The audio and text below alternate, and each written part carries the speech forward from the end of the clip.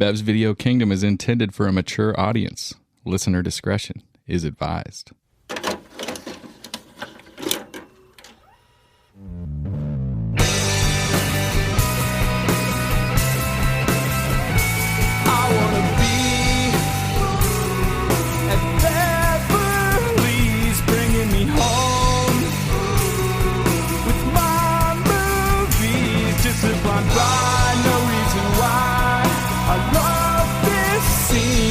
I can grab your favorite podcast. Let's start this thing. Woo! Welcome back to Bev's Video Kingdom. BVKLA. We're in LA. Oh yeah, this is our road. We're road tripping and podding like crazy. We're not even in LA. We're in Hollywood. We are in Hollywood. We just took some pictures in front of the Hollywood signs like fucking tourists. Everybody was staring at us. We blocked the street. We literally did. Middle of the street, somebody just like honked at us. Like, hey, this is the BVK podcast. Hold on a second. I know you got places to be, but we're taking a picture here. All right, so we're doing Hell or High Water. I got Zach here. What's up, Zach? How's it going, everybody? I got Brad here. What's up, Brad? Hi, my name's Brad. And you know who else I have? I got Andrew Cromartie. What's up, Andrew? How's it going, guys? Hey, so Andrew is a first time. He's guesting on the pod as a regular sort of roundtabler here today. Andrew is somebody that we don't know except over the Rewatchables Facebook group page. So we, as you guys know, if you listen regularly at Bev's, we started because we were fans of the Rewatchables podcast, the Ringer Network, Bill Simmons.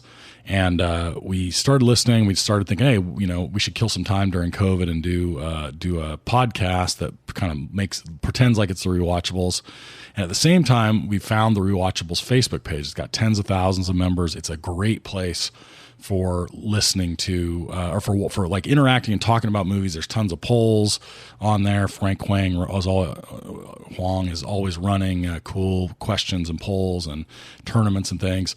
There's lots of discussion of different movies, and so we're on there, commenting and doing things. And Andrew, recently they allowed fans to take over as admins. Is that right? Yeah, they. I don't know exactly what happened. I actually think someone went down in the binge mode group, and that wasn't great for the original admins. And I think they just decided they're going to hand over all those different groups to fans. And so they started accepting applications, and I think they got about 50 or 60, and they accepted 4 of us, which is really cool. I didn't actually think I was going to get it, but yeah, that's cool. So is it a ton of work? Most of the time, no. Okay. Mostly, it's I don't know. You get like a moderation alert or 2 a day. It's kind of straightforward. What tends to happen is just not a lot, and then all of a sudden, like someone will post something kind of shitty, and like stuff will blow up. And then there's 80 responses that are all flagged. And yeah, exactly. Yeah, it's always the responses that are the worst part, right? Too. I mean, the post can be not great, but it stokes the ire in the other members of the group. Is the flagged person typically like a newer user, or is it going to be somebody who already has kind of an existing beef with somebody else from the group? Oh, it's definitely a little bit of both. So what you see with like newer members is they'll like come in. They don't have like a sense of like how to share their opinion yet. Mm-hmm. So they'll just like come post something and be like, Paul Thomas Anderson movies suck. And then they'll just get dragged in the comments, and then like we have to go in and moderate when like name calling comes in and stuff like that. I'll fight you. It can get intense real quick. Especially it can. Especially you throw PTA in. Yeah, you say anything about PTA. Anything about PTA, anything negative about Heat, everybody fights. Oh yeah, absolutely. So anyway, so Andrew's on there, and so we've interacted. Well, this is the first time we've ever seen him or heard his voice because we've interacted with him on there.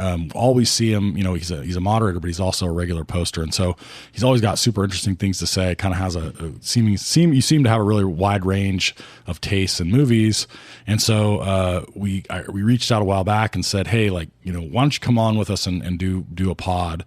Here's some movies we got coming up, and you were like, Hell or High Water, I'm in. So let me start with you then. What is it about Hell or High Water that why is this the one you picked? Oh, I wish I could remember all the options. You gave me a few options, if I remember correctly. But this is just one of my favorite movies of the last decade. It's, part of it is it totally fits the bill for as a rewatchable. I think it's only like an hour and 40 minutes long. It's tight and it moves briskly. Yeah, it does. And it was nominated for Best Picture, and you don't usually see like a Oscar-nominated drama coming in at only an hour and 40 minutes. Right. I don't know.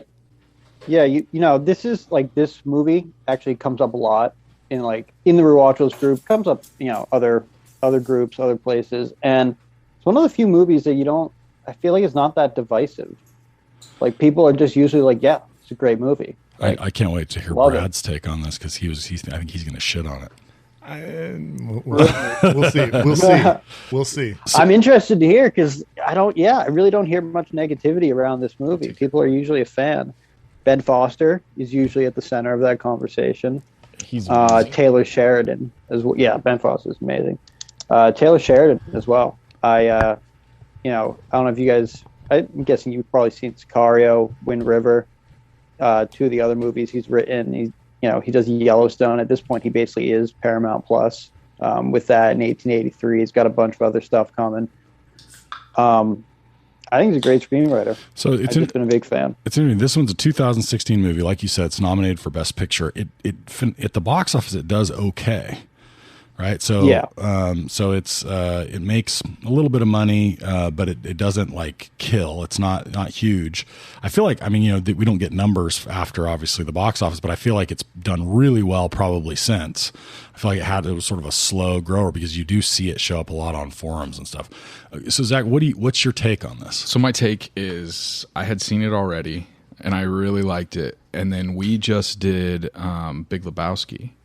And so, within a week, I watched Big Lebowski and then followed that up rather quickly with this. And man, Jeff Bridges is just so sick. I mean, I knew he was awesome, but he's just absolutely killing it in this.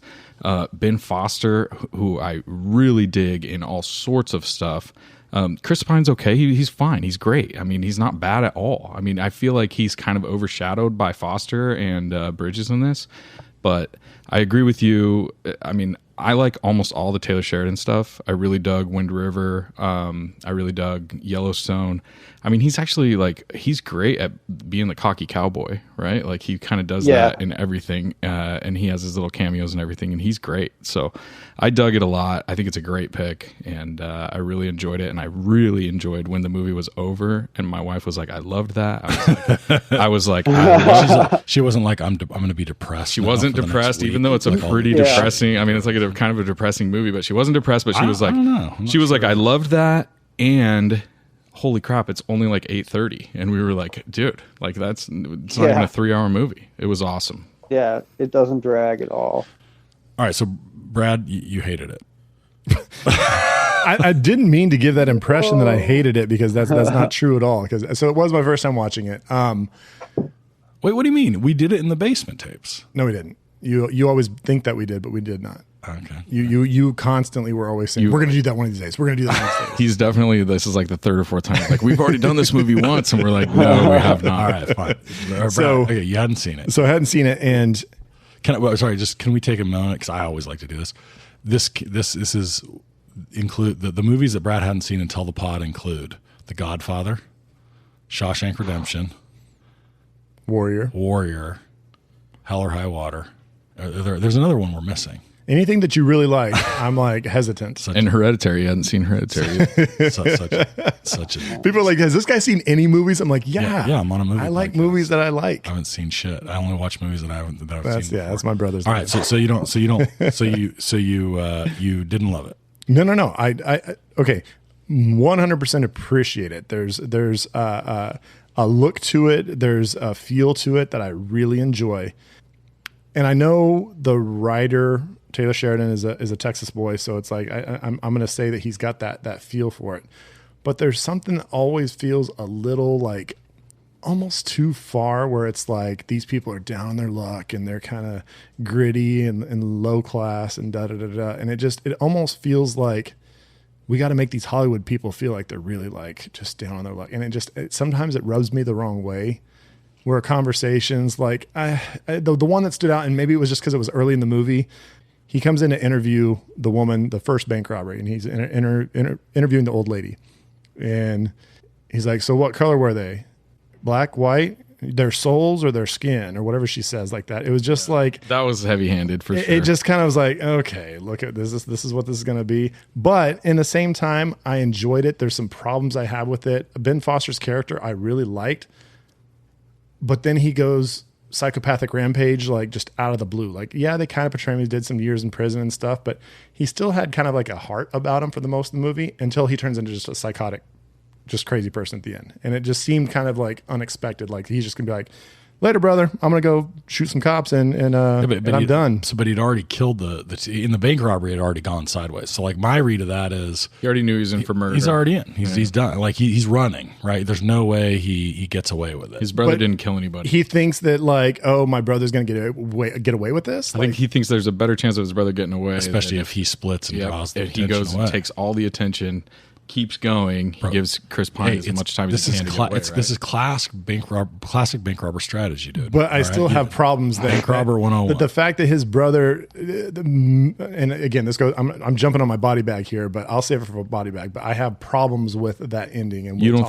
think Jeremy Renner would have done the same thing for Ben Affleck, bro? Dude, don't step on my fucking. Come on, dog. Let's just stomping I on was each just other. thinking about that earlier. Actually, Ben Foster's character is like basically Jem from Yep. the town. They're the same dude. By the way, I was saying earlier that we'd never seen Andrew before, and Andrew, you look kind of like Jem from the town, and you're from Boston, and I'm a little bit like, has Jem and Andrew been in the same room ever, seen at the same time? I've actually heard that before. Believe it or not, that I look like Jem. Just fucking take care I'll of take it. It's like, whose car are we? Andrew's like, I'm like, you want to come on the pod? And Andrew's like, whose car are we taking? He's actually Like, that doesn't make any sense, but I get it. to take my cat. So okay, so here's my like thesis. If I had to have a thesis about Hell or High Water, so yeah, it's nominated for Best Picture, but then like it kind of doesn't get talked. It gets talked about consistently, but not like I think as a pantheon like big huge movie. And I would say that this is an underrated movie, and it's an underrated movie because every single person or almost everybody in the movie is also underrated. So like if I go through the main list, what's Chris Pine done that like, you know, he's Captain Kirk, but otherwise, what serious acting role do you think of Chris Pine in? He looks like the guy that plays Superman. Is he not the guy that plays Superman? I do. That's Henry Cavill. Yeah. Henry, So he's like skinny Henry Cavill to me. Yeah. Is that the guy that plays The Witcher? big Yes. dude. Chris Yeah, Pine's too dude. skinny. He can't be super Yeah, that's what I'm saying. He's like skinny. He's like skinny Witcher. I just get lost in his eyes. That's all I do. I mean, I'm lost in his eyes constantly. Brad famously drafted Chris Pine from this movie in the Sexiest Man draft, and Yes, so we I know did. Brad has a crush on him. Look at that mustache. I mean, they're just comparing mustaches.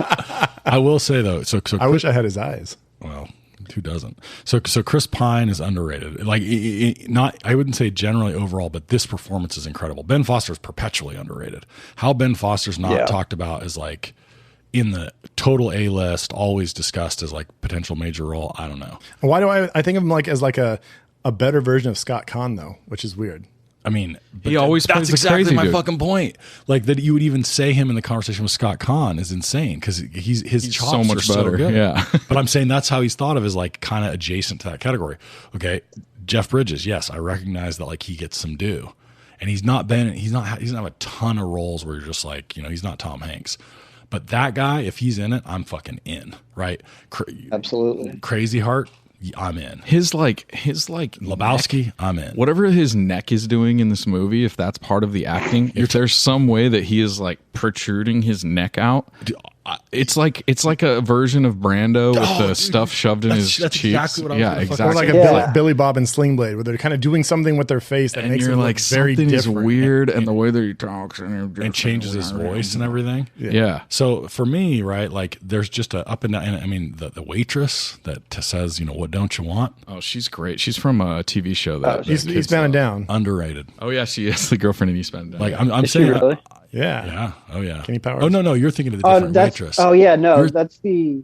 Oh, You're no, talking no, about the I'm waitress? thinking about the young waitress that's kind of flirting with Chris Pine. No, I'm she's talking- in a bunch of stuff. She plays the she's- mom in American Housewife, I Yeah, believe. she's in Eastbound and She's Down. the- Yeah, she's Okay, the girlfriend in that's what I Eastbound and thought we Down. were That's who talking I'm talking about. You're talking about the older waitress that's like, what don't you want? Underrated. What don't you want? Yeah. She's amazing. We got T-bones and baked potatoes. I feel like she really works at that restaurant. She's not even an actress. They were just like, hey, can you just come serve these guys? And they filmed her, and that's exactly how I think something like, I think I'm off my trivia. I don't know enough research for that, but I bet you it's real. We're gonna say, hey guys, did you know that was real? She was a real lady? There'll be people that believe that. Okay, so let's put a pin in this for a second, and let's transition to our drinking with the director. Oh, all right. Okay, and I'm going to open it up here, and I'm going to say hypothetically, we don't just have David McKenzie here, but we have the ultra hot Taylor Sheridan As the writer, who is also most notably right now created Yellowstone, right? Which I haven't seen. Anyone else? Have you guys seen that? I've seen every episode.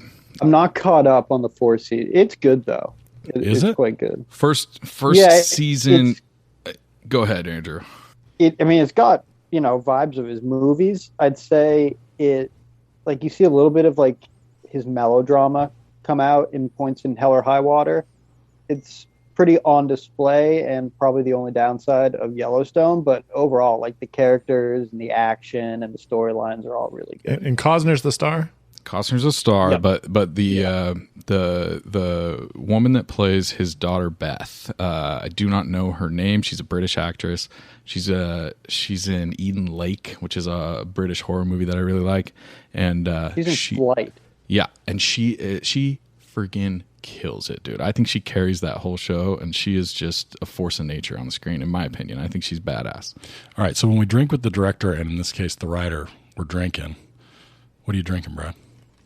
Right now, we had Zach and I. We've been drinking a lot of BVK IPA and other delicious drinks around here, but we had to slow it down a little bit. So, at the local Oaks Market, The Oaks here in Hollywood, Franklin Village. Yeah, we got some Stone Buenavesa. It's their Mexican style lager. It's got just a hint of lime, but there's a lot of lime lagers where that lime tastes kind of like Skittlesy, which I hate. But this tastes like some legit citrus got in here. It's got a nice little flavor. It's really light, and Zach and I are both killing it. Pretty good. We hadn't eaten any food, and at 150, Brad and I were both like, let's start drinking like 7-8% beer. and now we're like, all right, we got to slow it down a little bit. It's only 5:20, and we had to downshift a little bit before we hit it hard later tonight. Maybe. Well, I'm drinking my diet and grenadine. I have been I've been out of grenadine this entire LA adventure until I went to Gelson's over in on Franklin, and I loaded up on a little bottle of grenadine, and now I'm happy. Do you got whiskey with you? No, right now I'm just Okay. grenadine and diet. I'm working up to it. Nate went to the grocery store over here. We're right at the base of the Hollywood Hills, and Nate went to the grocery store and he came out and he had this look on his face, and we're like, "You all right, dude?" And he's like, "I didn't see any celebrities in there." Every other time I've gone into this grocery store, I see a celebrity in there, and I didn't see any just now. I saw Pauly Shore in the parking lot two times ago. Last time I saw the guy that plays the pirate in Dodgeball.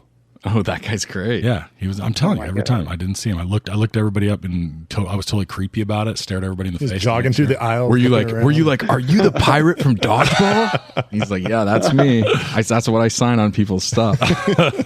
Andrew, what are you doing? the pirate. What are you drinking, Andrew? I actually kind of forgot we were doing this segment, so all I have on me is water. You know I what? wish I could, Somebody's got to match drink you the guys, water. but- Might as well be you. Yep. All right. Gotta stay hydrated, bud. All right, so we're talking to the director and the writer. Anybody got any questions they just are dying to ask? I will say, as far as the director, again, this kind of goes to just, I don't know why I get nitpicky on some of these types of movies. And it's just like, how many scenes can we have like a car driving down a dusty road? It's like they really want to just lay it on thick with that, like that kind of like, oh, this is down home Texas and it's gritty and you know, we've got these dirt roads out here and these lone trucks driving by But I think that's like themselves. really what Texas is. I mean, a lot of Texas is a lot of dirt roads. Considering where we're from, I don't think that's the most ridiculous thing to have in the movie. We live in the they do dustiest but fucking place on the planet. Like every other like filler shot between scenes is like there's another truck driving down a dusty. I think it's beautifully shot, but okay, I hear No, you. it's beautiful. I'm just saying, like, I feel like some of the shots get a little. Brad was offended by the Texas dust, as I'm hearing. So what year did this movie come out? 2016. And what year did the Coen Brothers? No Country for Old I Men. think it's 08. So this came out. 07, 08. Yeah. So this, one of those. So is this, Andrew? I'm curious your thoughts. So, I mean, I watched both of these movies within a couple of weeks of each other, and you can't help but connect with the retiring sheriff plot line, right? And the thought that maybe the world has passed these guys by, and I don't know. Do you think that they were going for like intentionally very similar to it, or is it just happened to be a similar story? I'm unclear. Was it? What do you think? That's a good question. There's a lot in common with Jeff Bridges and Tommy Lee Jones's Yes. characters. I feel like Jeff Bridges he's basically Tommy Lee Jones's character with like more of a sense of humor. Yeah. And so He has slightly more racist. he has a great sense of humor. I agree. I think throughout he maintains kind of his wry wit. And that's the thing. Yeah. That connection with that movie is the fact that you have kind of the two separate ongoing plot points of here's the cop trying to deal with the situation, and then here's like the. But it's people not just a kind of cop. involved. It's like an aging Texas lawman, right? Yeah. Who's like Yeah. towards the end of his twilight of his career. exactly. He's like the world has, like I said earlier, the world's kind of passed him by. He's kind of like, he's ready to fight crime and whatever this old. He's like, we're just gonna sit here and wait for these guys to come. And yes, it may be effective, and both of them end, or maybe they catch the bad guy in No Country. I don't know, but I just feel like. I don't know. It's just very similar. And I feel like after this, Bridges retires obviously, and it's the same thing. And I love them both, and I feel like they're both really well done. It's just weird to me that there could be two super popular movies like that, both for Best Picture, right? I think. Yeah, old country. Yeah. I mean, No Country won. Yeah, exactly. So that's Yeah. wild. It's a really interesting fodder for new westerns. I think there's a big appetite for modern western stuff, as evidenced by the popularity of Yellowstone, right? I mean, I think there's a big appetite for that out there. Absolutely. I posted in the Rewatchables group. I rewatched the movie last night. Okay. While I was watching, I posted in the group, and I was like, I think this is, use the Rewatchables term, Apex Mountain for neo westerns. And then someone came back and was like, no, it's No Country. I was like, yeah, probably is. But these are both dead. And I was trying to think of some other ones. You have these two. Someone said Logan, which I know is a superhero movie, but I think that's a pretty great western. Yeah, and definitely. But there's not as many as I thought, but you'd also have to account Yellowstone, Justified. Yeah, Justified's a good one. Yeah, but I agree. I think I haven't watched 1883 yet. I know that's Now that's one of the newer ones. prequel, right, to Yellowstone, kind of. Yeah. I agree. I think that there's a demand for, more of these modern westerns. And I think it's pretty cool. I feel like it's cool to know that like there's a place where you would be more likely to, if you live there, you would be more likely to jump on your horse and go somewhere than get in your car and go somewhere. Like, Well, my town I grew up in, legitimately, I was at a bar called the Cow Track, and my town calls itself the cowboy capital of the world. And I was in the bar when a guy rode in on his horse into the bar, and the bartender gave him a beer, and he was sitting on his horse in the middle of the bar drinking his beer. drinking a Coors Light. That's Yeah. the most Oakdale story I've ever. I'm telling you. So I want to push both the writer and the director on like some of the themes and ask where they came from. The first one, which I really truly identify with, is the fact that I fucking hate banks. So like, I feel like one of If the there's a bad guy in the movie, it's definitely the banks. right? Like there's no worse villain, right? And I love one of the quotes. You sort of like a throwaway from Bridges. Oh, that looks like a man who could foreclose on a house. Excuse me, Mr. Banker. It's like a little subtle dig, So like, I love I like that as like the villain is this institution that pretty much everybody, no matter what their background or persuasion is, unless you are a banker and make your living from it, you're like, fuck the bank. So I like that one, and I kind of, am curious about that take. I also think that the other thing, that's here obviously is that there's the loyalty between the brothers. And, you talk a little bit about, and they're not brothers in the town, right? But like it has that same feel as Jem's loyalty here, He asks him at one point, right? For me, one of the critical scenes in the movie, he said, like, why'd you agree to do this? And he goes, because you asked me to, little brother. Yeah. Right. And that there's and we've talked other times on the pod about like friendships that have this quality, but there's also like, that element of brotherhood and of family where it's like, there are certain things where you're just, if you get asked, despite maybe your better judgment, there are certain people in your life and in the world who could ask you to do certain things that you would never choose to do in your right mind, except that they asked you to do it. Now, not everybody's, going to go and like kill people for, you're not going to kill people for everybody, although they're, speaking from personally, right? There's a handful of people that like, if they harmed somebody I loved, I would. But I'm just saying there's this, that element seems to me like it might be the underlying like key moving point in the entire movie. And I wonder where it comes from, right? Like, why is that important for them to get across? And why in this way? Now, did they ever say what he did 10 years for? I think implied. Was it for killing the dad? Oh, I know yes, that's right. Mentions he kills their dad, but I wonder if that was. I thought he got away with that. They said they couldn't pin it on him. Yeah, they couldn't pin it on because like, it was like, oh, well, it was a hunting accident in the shed of their like ranch. Okay. I don't remember. Yeah. I thought maybe he got manslaughter for that. I think maybe he did. He didn't get murder. That's why he went to jail. But he also said I thought he said he did that when he was like a kid. Like I thought he was like a high schooler. I think he was like a teenager. Yeah. But I don't know. But that's the thing is like, I mean, what is Toby's, like, did he recruit his brother? Like, yeah, I think he called his brother. They obviously hadn't seen each other in a while. I think he called his brother and was like, hey, this is my plan. I'm going to rob all these banks. I'm going to pay off mom's debt. She left the ranch to me. So that they get the oil money. I'm going to leave it. Yeah, because they have to pay it off so they own it. And then they could bring in their own people to get the oil money, oil and give them a better stipend than what the mom had signed away, which was like, they said it was like a quarter or like barely enough to keep her alive or whatever. Yeah. That was how much she was getting from the oil company. So once they paid off that mortgage and the oil company or the Texas Midland Bank didn't own like part of the property, then they were able to get all the profits from the oil, right? I mean, I feel like it's an interesting direction to go in. Like that obviously gets the plot going, but it seems, I mean, obviously, I don't know, you can always question people's judgment, but it's like, you're going to be able to find a benefactor who's like, yeah, dude, if you guys got this much profit for like this small fee, I'll help you. I'll front you the money so you can get this back. And then you just give me a little bit and you guys are going to make a shit ton of money. Says the guy with a bachelor's degree. And you're just like, you know what I mean? These guys aren't thinking like that. Yeah. These guys are thinking, how are we going to get this money? And I need to get it in 4 days. And who do they know that trusts them in that time period that are like, they're like, oh, you're not here, you're going to have some money. They don't know people with that kind of money, dude. I mean, the guy, they live in the Dust Bowl. Yeah. Did you not see all the dust coming up from the roads when they were driving? Rich people don't come to where the dust There's dust on the roads. There's a lot of dust flying in the air every time they drive. A lot of dust, a lot of lonely roads. All right, so some other really like great moments that I sort of want to just throw out for some discussion because I think these are sort of some of the inspired points. So the diner scene I already mentioned, right? Like they go in and she says, "What don't you want?" Yeah. And it's like a great piece of comedy.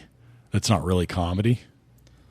I mean, it's intentionally supposed to be funny. It's a little bit of comic relief in the middle there. Yeah, it is. But I'm just saying, like, it's not slapstick. It's not Billy Madison. Well, you want some sloppy joes? But it's not There's too some far really from that funny either. parts of this movie, honestly. Like even the beginning when he's like, "Call me stupid again," and then like the scene ends, he's just like, "You're stupid." Like, always like that. Like. There's some good humor in the movie. Well, and like in terms of light stuff, like maybe my single favorite scene of the movie is the gas station scene. Yeah. I mean, and that's not just like it's sort of fun because like he beats the shit out of that dude who's kind of a clown, but it also like gives you an important piece of information you don't really get anywhere else in the movie about Toby, right? Which is like that dude's he's a badass. Like he's a dog dude. He's the level head of the two of them. But he is a savage. Like that guy in his younger days would have, beat somebody senseless. And then I got a question real quick just for all of y'all. Is that sorry, you might hear a little background noise. We're in a hotel room and it's there's hot as fuck. 4 of us. We're melting. It's a little hot here with this equipment and shit. So now I can't really hear it. It's not too bad. Yeah, I don't think it'll show up too much. If you can hear it and you want to tell us that we suck because we had to turn the air conditioning on, fuck you. Now I lost my train of thought. So Yeah, fuck you too, Brad. Continue with it. I'll remember what I was going to ask about. There was a You're gonna question. throw it out and ask us all something. Yeah, no, you can start with what you were going to say. Oh, well, I was just going to say. So, in some ways, this movie is also like the inverse of No Country, and we're making this comparison. But in No Country, they the knock on it or the comment is like it doesn't end, right? Like it doesn't give you an ending. This movie, I think, doesn't give you a beginning, right? And one of the things I really like about it is you're sort of asking the question like, oh, did he recruit him, right? How do they, why don't they try something else, right? It doesn't start you off, say, with the mother dying and him contacting his brother and them making this plan, which is what a lot of movies would do, right? Throws you right into the middle of it, and that's why it's an hour and 40 minutes. That's why there's not an extra 30 minutes before of just shit to get started. Setting up his story. You don't even know the story or the plan for 45 minutes of the You're movie. 2 minutes in. In this one, you're 2 minutes in and they're robbing a bank. And you have no idea why. Right. For 45 minutes. Yeah. And for me, I think that's what makes this movie special. It's more than just really good, right? Like the movie's special partly because they decide to make that choice right off. All right, my question for y'all is that in the end of this movie, you have a very cool scene between Jeff Bridges and Toby. Is it a mutual respect that develops in just that little short time that the discussion? Because they also talk about like they're willing to like blast each other. I think it's mutually assured destruction. Yeah, is there mutual respect gained? I think Bridges respects little him. bit. Yeah. Go ahead, Andrew.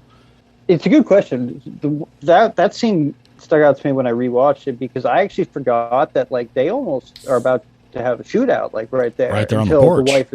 Until the wife and the kids show up. I kind of remembered it as being mutual respect, and there probably is a little bit. He does tell Toby, this was smart. You planned this. I don't know.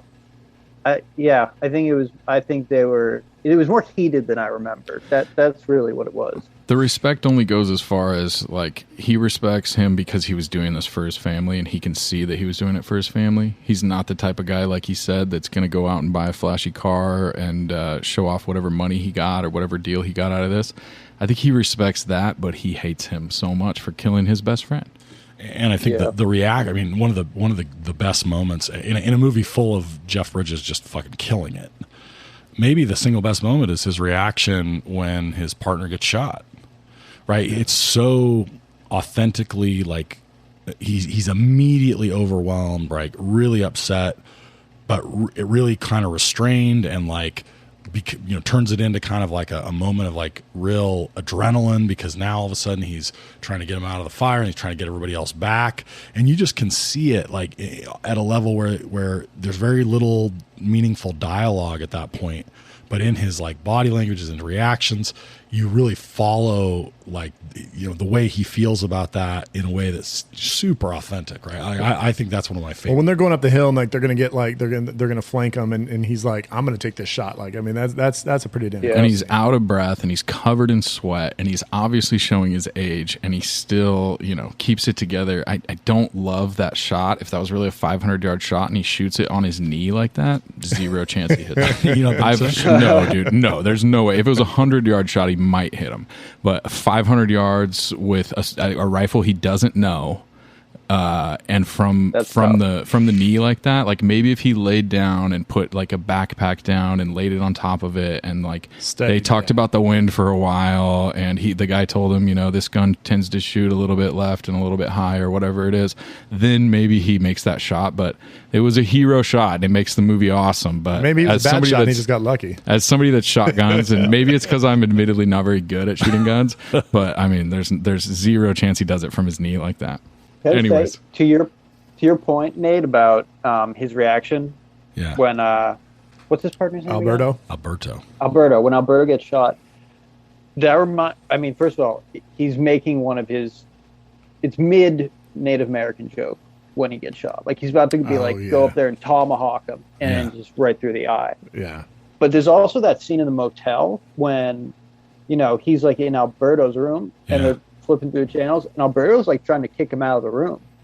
And you actually see how upset, like hurt by that is, because like he doesn't have much. Yeah, he's kind of a lonely old man, and just you can. Yeah, He is. exactly. Yeah, he doesn't even know what to do with himself when he's alone either. He like can't sleep. He goes outside. And He wants to constantly talk shit to Alberto, but at the same time, he also constantly wants his companionship, right? I mean, rest in peace to my grandpa, but Jeff Bridges at different times in his career has reminded me, especially in this character, reminds me a lot of my grandpa. My grandpa, he was a shit talker. He talked a lot of shit to people and was just kind of like a grumpy old man.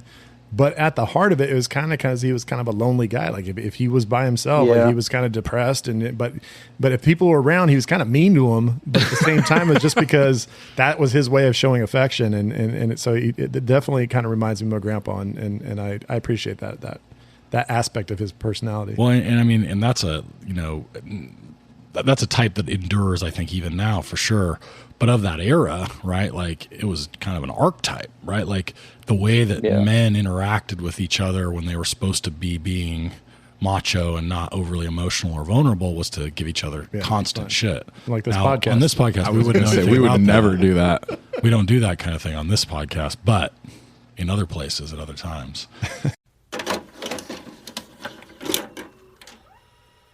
All right. So, anything else we want to kick to the writer or director before we go to the snagging, shagging, and body bagging? I just want to offer them one last chance to redo the final song of the movie. Ooh, what are we going to put on? And this was actually, I wrote this before an event that occurred last night. Last night, the drummer for Foo Fighters, Taylor Hawkins, was found dead at 50 years old. And pretty tragic news. Amazing drummer, amazing musician. But I had suggested at the end, talking about that kind of mutual respect in that final scene, that as he's walking away, what if all of a sudden My Hero from Foo Fighters comes in as like the worst possible song to play at the end? There goes my hero. Just playing that would just be atrocious. But I like it. I mean, you like it? You're ready for the director's cut? Honestly, that's actually a funny one for a lot of movies. But I actually had that down on my sheet before last night. So we're obviously filming this the night after Taylor Hawkins passed away. So rest in peace, Taylor Hawkins. All right, so let's go to shag, snag, and body bag. As Anton Chigurh walks down the road, it's just like, there goes my and it just fades to black. I love that. Wait, did you mention shag, snag, body bag? I think I did. Is it a one-night stand, or do you hit it with a shovel, or take it home to mom and dad? It's like fuck, marry, or kill. It's shag, snack, body bag. That's Scotty. Scotty Beck coming through. Beck, our hero. That's incredible. This guy just hangs out and makes us awesome shit all the time with music, and he's like, "Thank you guys for letting me do this." Or he'll like super nervously play that exact track, exactly how it is with all the production and perfectly written and perfectly played and sung, and he'll be like nervously be like if you guys don't like it, I can do it different. And we're just like, oh my god, that's amazing. All right, so we're shagging. We're taking something that we like. We want it a lot, and we want it real quick and early and fast. But then we're gonna let it go. No, that's not the way you guys shag. Then we're gonna put it in the laundry. Brad, what do you got? All right, my shag is is it Cherokee? No. Is that what first name? Comanche. That's right. So the Comanche dude at the poker table. It's a very weird scene, but as somebody who's a big fan of playing poker, I play cards, and I like to play cards a lot, and I probably watch on any given week probably a couple hours worth of YouTube on videos on poker. So, but that's a card guy. That's that guy, the Ben Foster character. Sort of tweaky, a little like at the table, like leaning forward, talking shit, looking at everybody, making big bets. Like those guys exist in the casino. Oh yeah, and they usually make a lot of money, but they they make a lot of money, and then they usually dump it by the end of the night. And it's like you're just trying to get in every hand with them because you know they're going to just give you their money. But you almost screw yourself because you want to be in a hand with them so bad because they're so annoying, and you want to beat them. You're like, oh, I'm gonna push this. Oh. Exactly. But my shag in this is seen into somebody's soul when you're at the poker table and and Ben Foster shoves a bunch of chips in, and that dude starts staring him down. He's just looking at him, and they have a little conversation, and it's called a hero call in poker, where you basically you're like, I might not have much, but I've got this guy beat, and he's bluffing right now. And you shove your chips in, and you call them, and then they turn over shit, and you're like, that's right. And you're bringing those chips into you. I love hero call. Hero call is like your probably your favorite moment in poker is when you can call somebody's bluff and you catch them and you rake the chips in. So. It's a little heavy handed, but I love the line of what does Comanche mean? It means always enemies or something like that. It means enemy, and he says enemy to who? And he says everyone. He says, you know what that makes me? And he says Comanche. Yeah, which I love. It's a badass line. I love it. It is. It really is. So no, that whole scene, I love the at the poker table. It's a great feeling when you call somebody's bluff and you don't have much, but you know you got better than them, and you're right. So Andrew, what are you shagging? You kind of already touched on it, but I'm going with neo-westerns. Gotten quite a few lately. I think they've all been really good, and hopefully we'll be getting more. I'm sure. I mean, Taylor Sheridan, like I mentioned, he's got like 5 shows in production. They're coming. Soon, so I'm guessing they'll all be in that vein, and I'm very excited. Well, I looked up his new a movie he's got in pre-production called Fast, and it's the DEA is sending like these guys to kind of infiltrate some drug dealers who were protected by the CIA, and so I'm like, oh, that's right up my alley. Where like, do they race cars? Different agencies are like in combat with each other, and it's like illegal shit, and people are dipping into the illegal from the government, or dipping into illegal stuff. Like, I'm like, okay, I'm all in on that. Let's do it. Yeah, I didn't even know about that. That's inject that into my veins right now. That sounds awesome. Yeah, I figured he was just busy with TV. I didn't realize he had another movie coming. That's great news. Yeah. Zach, what do you got? Seems like a pretty prolific writer. I would think he's probably got a bunch of stuff in production. He's definitely on the way up. Yeah. Okay, so I'm gonna shag the relationship between the brothers. Real quick, I gotta stop, but just because director of that movie, Gavin O'Connor. Written by Taylor Sheridan. Yeah, that's right. I'm already in. I'm somebody pre-buy. So the Warrior guy with a Taylor Sheridan movie. Yes. Yeah, and it's all about like government, like are the National involved? Probably. What about Tom Hardy's traps? Are they going to be there too? no actors attached yet, but I'm sure those traps are just waiting. Tom Hardy's traps are everywhere all the time. They should be. You can see them from here when the light is dim and it's a clear night. You can see Tom Hardy's traps. Yeah. I will say that it looks like at first interested it was Chris Pratt, which I'm glad they're not going that direction. Maybe. Yeah, he was going to be doing his Luigi voice, which was going to be his Mario voice. I like me some Chris Pratt. That'll be interesting. It's me. I'm a cowboy. It's not BBK unless Zach does an Italian. I'm good at Italian, bro. Everybody thought I was Italian right now. All right, Zach, what do you got? What's your shag? I wish Nick's hairy arms were here. God damn it! What are we saying? Shagging. I interrupted your shag to talk about Gavin O'Connor, so I apologize. I'm shagging the brothers' relationship. I think it's awesome. I think it's realistic. I love how they haven't seen each other in a long time. And that first conversation after that bank robbery, they're back at the barn, and the brothers like starts to get a little bit emotional, and then he's like, "Fuck mom," blah blah blah, and the other one's like resentful of him because he took care of mom, and just like that whole dynamic in relationship. The one brother knows he's a fuck up, even though the younger brother is also a fuck up. He's less of a fuck up, hasn't been in prison, hasn't gotten in trouble with the law yet. He knows that the younger brother still can save himself, and so he sacrifices himself to save the younger brother. I mean, that's just the ultimate shit. I never had a brother. Like my sister's never done anything bad in her entire life. There's never been a situation where I had to save her from anything. Where she's like, "Why'd you decide to rob this bank with me, Zach?" Yeah, exactly. And I'll be like, "You asked me to." We grew up with there was a set of brothers in the town we grew up in that were, one was like psychotic and like out of his mind, and the other one was a mess as well. But you just described like 10 sets of brothers that we know. A little bit later, like a colleague of mine that I worked with, she said she was married to this guy, and I was like, she said the name of the brother who was kind of like not as crazy. I was like, "Oh, you're married to him?" I was like, "Oh, I grew up with him." And I was like, "How's he doing?" And she's like, "Oh yeah, he's doing good." And he seemed like he's got his life together, but his brother was just like a psychopath, and it was like kind of wild. Oh, I know exactly. It took me a minute to figure out who you're talking about. Yeah, I mean, but the little brother was just straight up crazy. Like he had all sorts of drug problems, meth and stuff like that. But. So my shag here, and it's not like me necessarily to be the artistic cinephile, but I'm going with it, So the movie, Not like you to do that. I'm usually Zach. I'm the philosophical cinephile. Oh, okay. Yeah. All right. Sorry, my bad. There'll be a cut, and he's like, I don't know what a cut is. Get it right. It's a beautifully shot movie, and the music is sort of pairs with some of those like long Texas, sunset type scenes.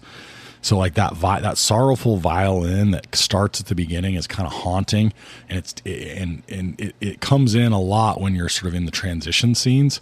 And for me, right, like it never lets you stray away from like the movie itself. I don't think is overall melancholy, but it doesn't ever let you stray away from like some of the weight of it. Like, so for me, like those shots and the music are just so like present in every transition, so that you always kind of keep that very like low key mood for the movie. And I love it. And Loved it. especially like the stuff where they're trying to show that the town is sort of destitute. Yeah. So, and they're going around, and there's like all the like rundown and like a bunch of like You mean all the trucks on the dirty cars parked on dusty lawns. roads? Lots of dust. Yep, dust. A lot of car washes because there's so much dust. Okay, so what do we? So Andrew, you kick us off here. What do you want to snag? What's your favorite thing? The one thing you want to take if you only get one thing from this movie? If I only get one thing from this movie, I'm going to go with Ben Foster and his dialogue. Just some of the lines that he gets to say in this movie are so great. Like, you'd think there's 10 of me. Mountain Lion. And he never moves his head either. It's so good. Right? Yeah, Mountain Lion mean. That's a great one. Yeah. Only assholes drink Mr. Pibb. That's one of my favorites. He's so unworried about that kid talking shit to him and pulls the gun out. He never looks up or moves or anything. And he just is so fucking he's amused, and he's amused. He like cracks jokes at his brother. Oh, you remember the gun now? He comes in on that chick at the bar at the casino. And he's like, "Oh, you're trying to roll my brother?" And he's like, but then he starts just immediately going into like just dirty like He goes scumbag. hard on that lady, that Yeah. poor And prostitute. And then she walks away. She's like, "You're fucking crazy." And he's just like, "Call me." Yep.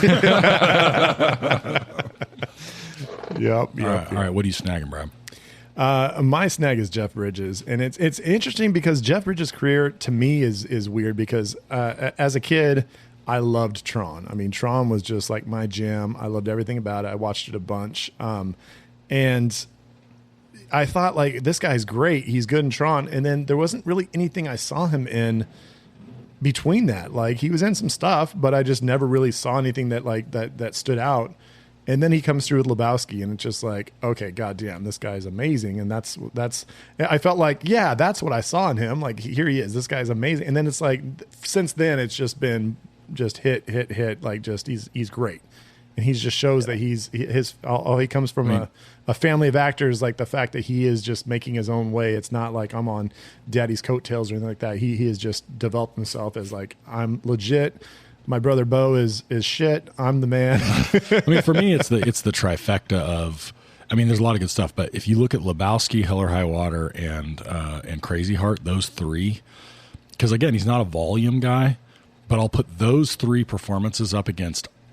I mean, almost any other actor's any three performances, and he's in the conversation for me. Yeah, I like it so much that I can't disagree with that. Well, and then for me, when he combined Tron and Big Lebowski into Tron Legacy, and basically was like, oh, now I'm the dude, but in the Tron universe, that was even like that was icing on the cake for me. I loved it. He's great in True Grit. The True Grit remake. Yeah, in that's a good He was Rooster. really good in that. Rooster Coburn. Yeah.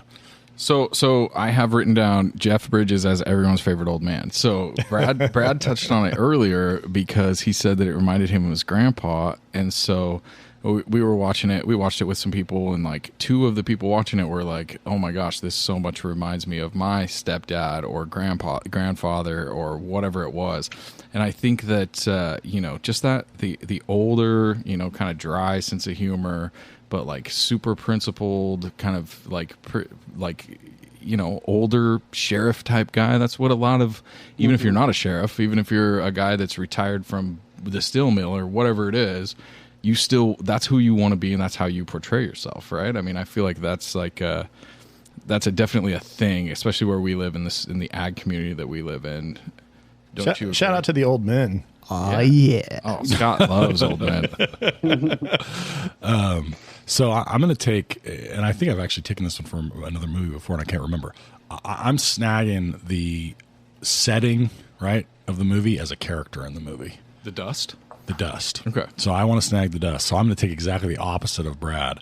So I love, it's not that I particularly, like, I get what you're saying about, like, I'm not a big sympathist to the, like, you know, the Texas mentality of, like, you know, we're all going to, you know, sort of the Southern Baptist, like, you know, thing that you're picking up on. But I am all about the fact that Texas has a particular character, right? Both the physical landscape of it, a lot of dust, and the sort of mentality, everything from the sort of accents to the destitute towns to the fact that, in fact, there's a shit ton of concealed carry guns, and it felt almost cartoonish, except it probably really would happen that way, where every fucking person in that town would have a gun. And there's 8 dudes in pickup trucks and SUVs, like chasing All after pulled him. up, Every one of them literally. with like dreams in their head of like, I'm going to shoot this motherfucker right now. And I'm 3 gonna of be them a would have hero. shot each other because, you know, who knows who the bad guy is when everybody's got guns out there. Yeah, so for me, like, a big part of this, the movie, is the fact that it can't really take place. There's a lot about the movie changes. I mean, the oil, right? You're not going to find oil randomly in very many places, right? Except maybe Texas and Oklahoma. Taft, California. Or Taft. Yeah. Oh, yeah, unless you want to talk best of times. So there's not the unique configuration of things that happen because of the setting are pretty unique to that place. And so for me, like, it's not that I love it, but I love the use of a place in that way in a movie. See, but the funny thing to me is that all that reminds me of is they came together where at the beginning of the movie they're talking about, but there was a third character in our scenario, and it was like the city of New York. Oh, you mean like City of New York was like a third character in My the movie? favorite Yes. character in this movie is West Texas. To me, it was just a little like heavy-handed, like, yeah, this gritty Texas. This is an important part. You got to appreciate this to be like. Brad was so offended by I don't the know why. dust. I don't even know the why. dust Like, was It's a guy from the so cowboy capital of the world. He's like, oh, you know what? I hate cowboys. Rabble, rabble, rabble. All right, Zach, what are you body bagging? I'm body bagging. Just, it makes me so sad to see. We're from a small town where there's a lot of dust, and it makes me so sad when they do the pan through of the guy driving down the road, and all the houses are abandoned and, you know, shuttered up, and just people are doing badly, and there's crime and all of that stuff, man. And we're seeing that where we live, and people are seeing it in West Texas, and people are seeing it in Southern California, and people are seeing it in all over the U.S.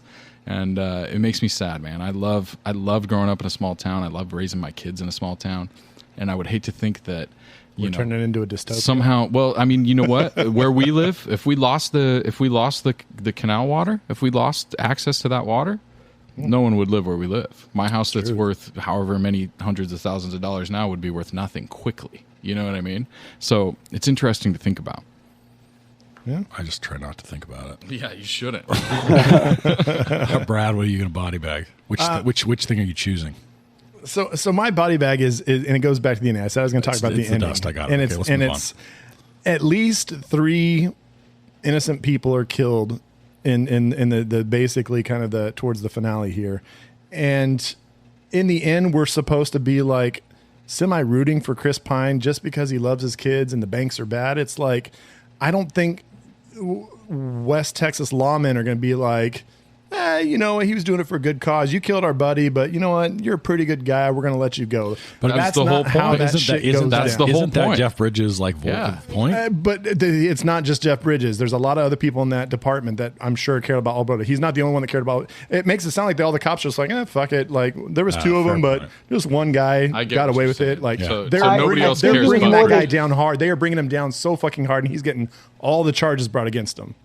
Andrew? I think he covered his tracks though. They couldn't like connect all the dots. They needed to to put it on him. And they say that, and That's if he what did connect the dot or cover his tracks, there's some dudes that are going to be kicking the shit out of him, or he's going to have a bad day. And I think very that's soon. exactly the point of the Yeah, movie is that definitely. West Texas is coming for him, whether it's in the form of a bunch of old boys from the police department or whether it's old man Jeff Bridges who's retired and his only goal now is to fuck this kid up. They don't give him a punch on the shoulder and be like, all right, well good job, buddy. You got away with it. Like, that's not going down that way. And I mean, if we're going to go, sort of steal from the rewatchables and go, I mean, my number one unanswerable question here is like, what does Chris Pine and his character, does Toby and the sheriff or and Jeff Bridges' character Do go they after? have a tea party? I think Jeff Bridges kills him.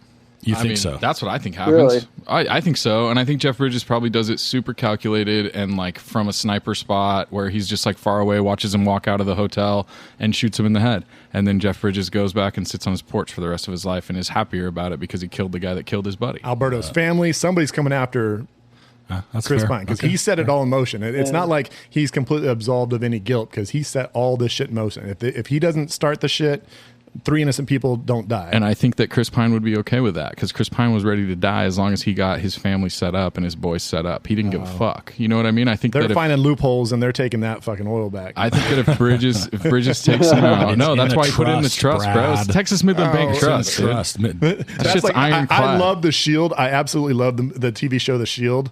But one of my things that I always had a problem with is in the last the second last episode. Spoilers: if you've never watched The Shield, go watch the fucking. This is the Shield show you told me and- earlier and today plug that I it. have to watch, and now you're going to spoil it. I want you just to close your ears real quick, earmuffs, Okay, please, I'm gonna or take something. my headphones off. I want you Not to here. earmuffs because when Vic Mackey What's does, Brad saying? when he does his whole thing where he tells all the bad stuff that he did, and to think that like that's just ironclad that he's not going to get in trouble because he had immunity always bothers me. Immunity always wins, Brad. All right. Immunity and trust. You can't fuck with immunity and trust. I All guess right. that's the In case you ever wanted to watch that movie, Andrew, or that show. 10 I've seasons seen- of that show. I've seen The Shield. It's Attaboy. fantastic. All right. Is it dope? Do you like it? Yes, you should absolutely These watch guys it. are like, Yeah, it's so good, you got to watch it. And I'm I- like, it's- guys, it it's really super is. old. I don't know. Just watch the pilot. It's got one of the best pilots. It's one of- I've yeah, ever one of the seen, best. so- and one of the best endings ever too. So Yeah. All right, Andrew, what are you body bagging? All right. I'm stepping on some of the things you guys have said, but West Texas, that place looks. It looks terrible. I mean, they use it so well in the movie. Like you said, like it feels like a character. And They're trying to make it look terrible. Yeah. Yeah. And they succeeded. Yes, 'cause they I don't do. ever want to go there. Yeah, it looked like there's a lot of real estate, but there's like not a lot of people. You know what I mean? Like Yeah. there's buildings, but there's like all it is old cowboys basically. And you know, everyone's got like the old guy with the gun in the bank at the beginning, and then there's the guy in the pickup who's like, if I find him first, they'll be hanging from a tree or something. that guy's Like, kind of a caricature too. Or Yeah, even that like, guy's a Taylor true- Sheridan. Taylor Sheridan's the guy that he's actually like got the cows and the fires in the background, and they're Yep. trying to like he kind of gives this whole little speech about how everything's going to shit, and like that's Taylor Sheridan actually giving that little. And you monologue. have like that whole militia at the end chasing down Ben Foster because they saw some shit go down and they were like, we get to use our guns, let's go. Well, they saw somebody get murdered. That's when they finally come after him in droves. It's because he kills that guard or whoever it was inside of the Right. bank, and then those old boys are like, we don't stand for that shit in West Texas. even when How much do you think cops hate that though? Like now all these citizens are interjecting. Oh yeah, you themselves saw into what's his name situations. run over to all of them and was like, "Get these fucking trucks out of here! Like, get out of Yeah. here!" Yeah, I mean, because that's the thing. I always think about it when people talk about concealed carry, and it's like, oh, the good guy with the gun. It's like when shit goes down and people are shooting at each other, and you come in as a police officer. When everybody's got a gun, it's like, who is the bad guy here? Like, who am I supposed to protect or defend? Like that's Yeah, and there's a that's gotta bad be guy with a crazy. gun and 6 other dudes with a gun, and you don't know who to shoot at. and that does go bad sometimes. I mean, that's truth. All right, so we're on to streaming recommendations because I ain't bagging anything. So, Brad, you got any? I do. And when it comes to Robin Banks, I mean, you always got to look to a classic of our youth, and you got to go back to, of course, not the silly remake. Nobody's watching that, but you got to go to Point Break. Yeah. Again, a conflicted situation where a guy's like in with the bank robbers, but he doesn't want to do the violent stuff, kind of like Chris Pine. He doesn't want to go that the full Monty of shooting people and stuff, but he's The full involved. Monty of bank robbing. The full Monty when you start shooting Masks on, dick out. Let's go. But it's on HBO Max. Point Break is a classic, and 2 meatball subs. Utah, 2. Zach, you got one? I love Point Break, and we've had some people on this podcast that talk shit, and I didn't appreciate it, and I feel like Brad didn't back me up when I was like, "What the fuck?" Who talks shit? You got to remind me because I don't remember. We're gonna have to look back. We're gonna. Was have it to Nate? Do we need to punch him? No, it wasn't Nate. Nate likes. I Nate likes love it. Point Break. Yeah, all right? but no, I am an FBI agent. Went too far. Now you got to go down. I'm real easily going with the 2017 movie Wind River, also written by Taylor Sheridan, starring Andrew Cromartie and the girl from Yellowstone. Man, dude, that is a brutal one, and it's super good, and I really, really enjoyed it. I believe it's on HBO Max if y'all want to watch it. I am also going with an Andrew Cromartie vehicle here. I'm going to send you to The Town. Where Andrew Cromartie plays Jem and Ben Affleck in a Charleston, Massachusetts, Robin Banks in Boston movie. If you haven't seen The Town, there are some real flaws here, but it's just so good. It's a fun ride. It's bank robbery. It's loyalty. Another one where the location is a character. Like, I'm all in on The Town, and you got to go see it. Andrew, you got one for us? Yeah, I'm going to go the show I've been watching lately called Banshee. Okay. It was, I guess it was on Cinemax back in like 2013. It takes place in like rural Pennsylvania, but it definitely has a Western vibe. The main character, he just got out of prison, and he stops off at a bar, and there's a shootout, and the new sheriff of the town, who's just showed up, he hasn't even started his job yet, gets killed, and he buries his body, and he takes his identity and becomes the sheriff of this town. And it's a pretty wild premise, but it's really an incredible show because he's also moonlighting, doing bank robberies and all sorts of stuff. He's still running from other criminals who are after him. It's a really great show. I highly recommend it. It's a lot of action. Nice. A lot of which also has Lily Simmons in it, who is in like all sorts of my favorite shit, like Bone Tomahawk and True Detective and Banshee and freaking what's the other one that she is in? Oh my gosh. Anyways, dig her. And she's great. All right, so we're reshelf and we're alternate ending. We're alternate ending the Texas Hell or High Water. I got me an alternate ending. Brad's he's got it scripted out. Less dust. No, I'm just kidding. No, I've got Tanner and Toby. They're both able to get away after the final robbery. So it's like there's no shootout. Alberto doesn't get killed. Toby handles the trust and he pays off the debts. A few weeks later, Tanner's found by Alberto and Jeff Bridges' Marcus, but Tanner kills Alberto before escaping. So the brothers are living together in a safe house, and they're still trying to like lay low. But Toby gets found by Marcus, like basically like he's getting some groceries or something, and all of a sudden it's like Marcus is here. And so he basically starts talking to him. He's figured out that Tanner is the crazy one, that he has some of the same conversations he has with Toby in the actual ending. But ultimately, he convinces Toby that he'll get a lighter sentence if he helps him bring in Tanner, and he has to testify against him. But he says, you know what? They're going to fuck over your trust. He's like, but I'm going to pay off your debts and make sure that your family gets to keep their. So he basically puts his ties to his brother at odds, saying, I will handle those payments. I will make sure that your family keeps that, but you got to testify against your brother. There's no way that happens. Zero chance that he flips on his brother, Brad. I don't believe this. To save his kids? Nope. I don't think even to save his kids, he's not going to flip on his brother. I like the dilemma, though. And so basically, Toby takes him back to the safe house, and like he's having a conversation with his brother, and it's kind of like they're kind of like ribbing each other and stuff. But then all of a sudden, like, boom, Marcus comes in and takes him down, and like Toby's kind of in tears, and it's like, boom, that's how we end here. So he has to, just because his loyalties weren't to his brother, they were to his kids, and that's, I think, a stronger bond than your brother. I think the only way that you make this better is if you, instead of having the first 20 minutes, I love that it jumps into the story. You don't know what's happening for at least like 40 minutes. You don't know the plan. They don't have the prequel to it where they're like, oh, this is what happened to the brothers and blah, blah, blah. But I think at the end, I think you can have, like, you know, Jeff Bridges walks away and gets in his car, and then you cut to like an exterior scene of like some shitty house in some dusty neighborhood, and Jeff Bridges is sitting in his car, and here comes Toby out of the house to go smoke a cigarette or whatever it is, and they have this confrontation, and like it doesn't have to be like a big massive shootout, but maybe like almost like an understated like way that Jeff Bridges kills him. Ooh. And then the mom and the kids still, get the place and get the oil, and he's not trying to do any of that bad stuff, but he gets the revenge for his fallen partner and kind of just walks off into the sunset. I love that. So I was going to do something slightly different and cut the ending. So I was going to go like full Sopranos, where you jump in the middle, but then you also end in the middle. So they have this. Cut it.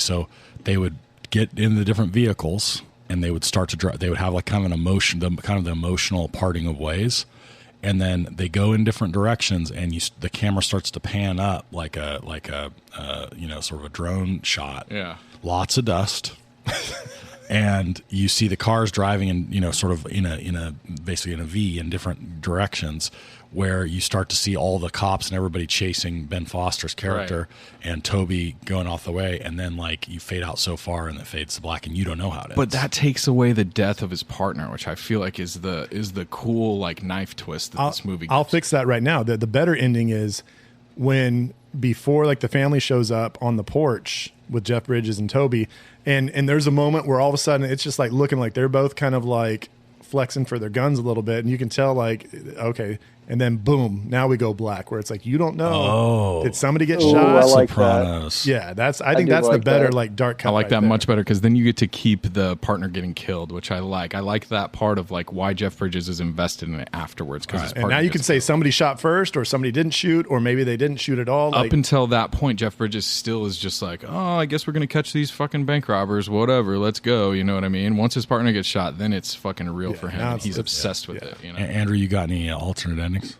I was gonna go with kind of what Brad said, except I actually like his better with the cut to black right before the potential shootout. And this is just the action movie nerd in me, but I would have liked to see the shootout actually. Yeah. I mean, I like it the way I wouldn't want to change it, but if we were gonna do something alternate, yeah, I'd kind of like to see what happens there. Does Toby kill him, and he's further haunted, or does Jeff Bridges kill him? But is the old man still got some reflexes, like where he's like, Yeah, I mean, and a little something it- sneaky, like, yeah. Maybe it's Rocky 2. And Maybe then- they both kill each I was just other. going to say full Rocky 2. I Both love love. that You shit. could do that. All right. So, any final thoughts, fellas, before we end this Texas gem? Andrew, thanks so much for coming over and playing with us, bro. Yeah, absolutely. It's been a pleasure. And thanks for bringing me in, jumping guys. in and being an admin on the Facebook Rewatchables Wild West page, because I know that can be that can be traumatic, I'm sure, but it's awesome. It's a great page. It's a super great resource for people that love to talk movies, and so keep up the It good is. work. You wear your badge well. Thank you do a you. good That's job. right. Yeah, Thank you. Jeff Thank Bridges, you. if there ever was one.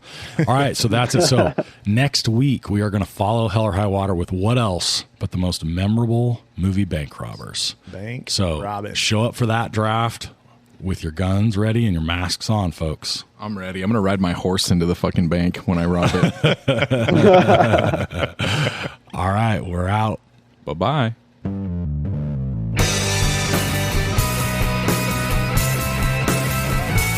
I wanna be at Beverly's, bringing me home with my movies. Just a blind ride, no reason why. I love this scene. Nick Nate, I can brag your favorite podcast. The star